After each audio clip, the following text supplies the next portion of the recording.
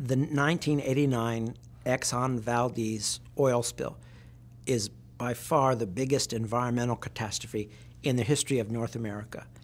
Exxon Valdez was a big story. There was no question about it, because it really captured the public's attention that a major wrong had been inflicted upon a national treasure. It was unbelievable that a vessel of that nature could run into a reef as they did. Well, it was horrible. You know, there was water filled with oil. Oil was all over the beaches throughout the entire Prince William Sound. Because really, until the Exxon Valdez oil spill, the oil production in Alaska was really a marvel of efficiency and performance. It was very clear to me by that weekend that this was going to be a major historical event in Alaska. For a week, there was this embarrassing situation where everything everybody said you were going to do after an oil spill didn't happen.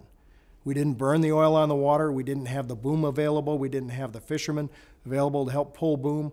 All those things have changed since. But it was one of the most embarrassing weeks for anybody who had been saying you can do oil safely.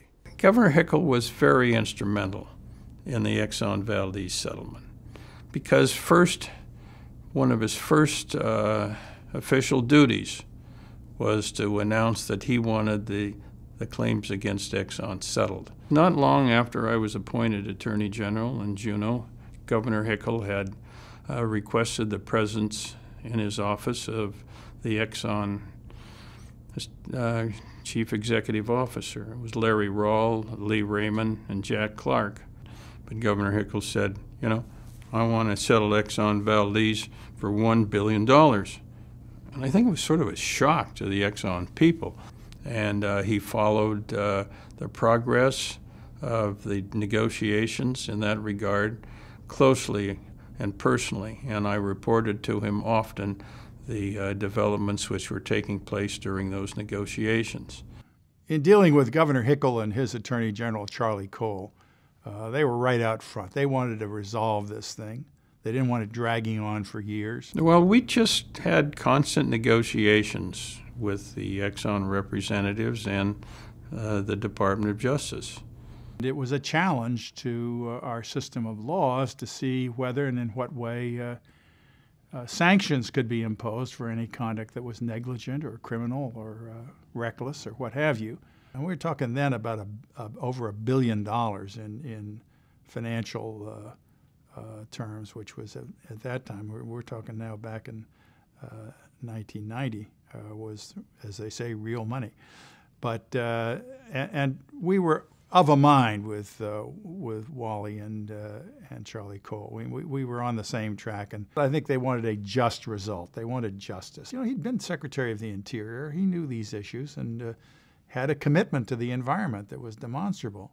Hickel was very important to reaching the result that we wanted. And fortunately, we had a good personal relationship that we were able to speak clearly and succinctly to one another. There wasn't any hedging around. We were both fairly plain-spoken guys. Finally, we worked our way through it.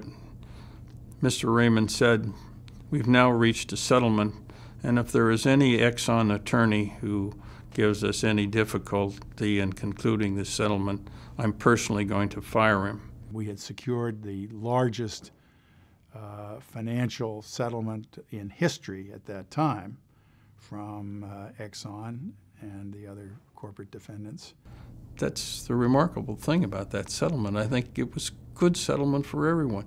Exxon got out from under all of the bad publicity. It got out from under claims. It got out from under prospective federal criminal action. And the state and the federal government got money with which to rehabilitate Prince William Sound and the environmental damage which was caused by the spill.